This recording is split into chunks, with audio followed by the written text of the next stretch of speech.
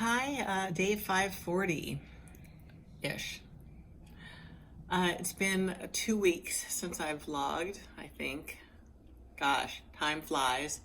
I hadn't had chemo this whole time until yesterday, Thursday.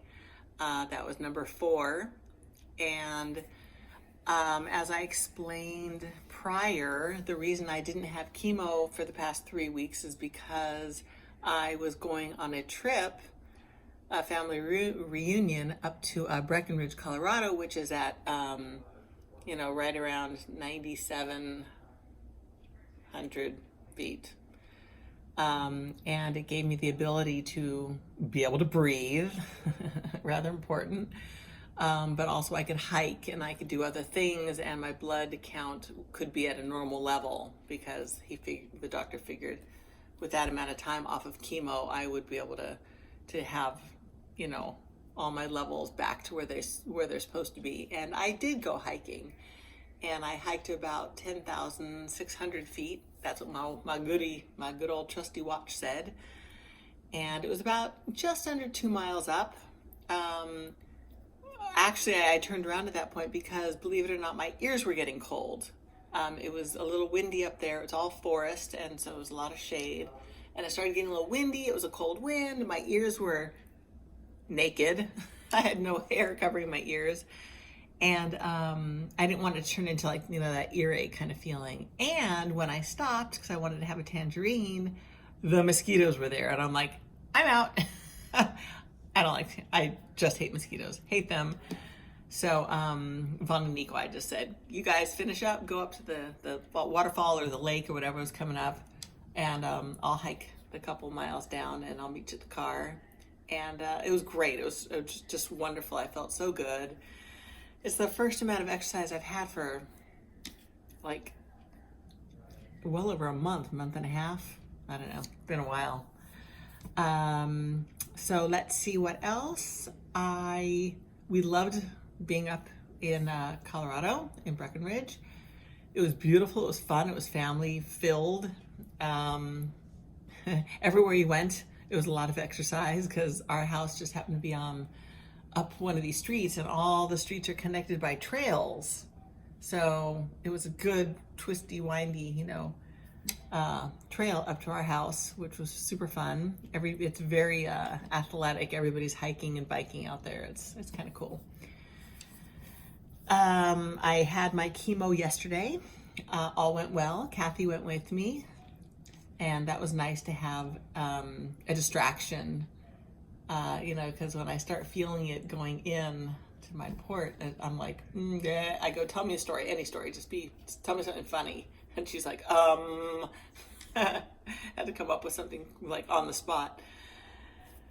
So I was looking forward actually to getting chemo. I could feel that there was little bits and pieces trying to grow and spread. It's amazing how I can feel these things, but I can.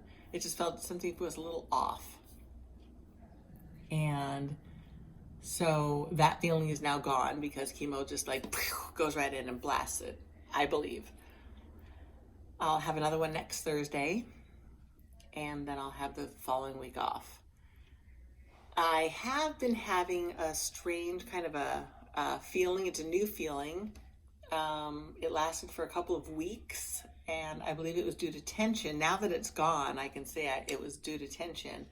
I had this hard knot, right in this part of my shoulder blade. It was such a hard knot, it felt like a rock was in there, and it was literally pinching some nerve endings. So if you touched my shoulder, it would just go, and it wasn't like a zinging, it was like a tickle, it's fun to be tickled for a second, but it would tickle up my head, or up my neck into my head, and then down into my organs, into my crotch, down into my legs, and I was just like, oh! It felt like bugs were inside me. It was just really weird. They call it restless leg syndrome, which typically happens in the leg, but it was going throughout my body. And I would lay on a tennis ball, and I had this ball with a handle thing. It's like this bodywork thumper thing. And I would just beat my back up and it was lessening. But then the other night, Matthew just watching show, and he just like sat there and pressed on it, and I was dying. He's just like pressing right on that spot until it would finally started to melt, and then he took that thumper thing and he just like beat my back up right into those spots, and now they're bruised. But it's a good bruise because it did dissipate, all that hardness. So yay, that's good. So I don't have that, thank God, anymore. But it was literally keeping me up at night because it would only really hurt me, or I'd feel that tingly sensation when I was prone. So go figure, exhausted from hiking or doing whatever you're doing all day long, you go to sleep because you're so tired, and now you can't sleep because you've got this tingling like happening inside your body, which made me nuts, and I'd have to take this drug called gabapentin. I just happen to have it with me. I just happen to bring it because I have been feeling it, like I said, even the week prior to my going to Breckenridge. So to catch up on the animals, the reason I had all this stress, yes, traveling is stressful. Before you go, you got to make sure everything's, happening and everything's right and everybody's taken care of. And Indy, lame, still totally lame, pain in the butt, drive me crazy. Ugh, don't know what to do about it, but I don't have to make a decision right now.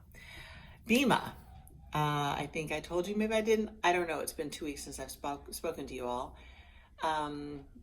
I was using essential oils. I didn't know that essential oils can kill a cat. Hello, anybody that has cats, essential oils can kill cats. Didn't know that. I had this gift bag of all these cool essential oils with their fancy little names, Joy and Bliss and Energize, and every day I was just like, oh my God, I love it, and I'd put it on. Well, little did I know that it was getting all over my bed.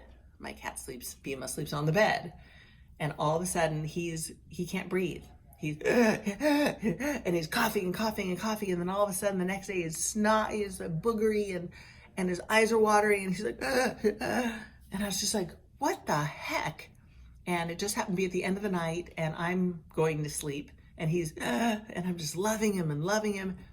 Middle of the night, I start to gag. I'm just like, and I couldn't breathe right, and I'm like, what the heck's going on?